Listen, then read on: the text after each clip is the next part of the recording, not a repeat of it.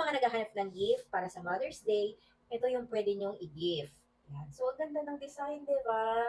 This is made in high-grade quality materials, pero mabibili nyo siya at very low price. Kung hiyang ka naman sa mga ganitong klaseng jewelry or di ka nagkakaroon ng skin allergy or redness, perfect po ito sa'yo, mommy. Para sa mga mommies na gustong magtipid, pero gusto pa rin i-spoil yung kanilang sarili, well, ito na yon, mommy.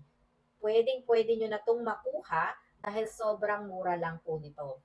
So, isuot natin. This is a clavicle type necklace. Ayan. Meron naman siyang adjustment dito, depende sa inyo kung gano'n nyo siya kung gano'n kahaba nyo siya ilalagay. So, ganyan siya. O, diba? Ang ganda niya.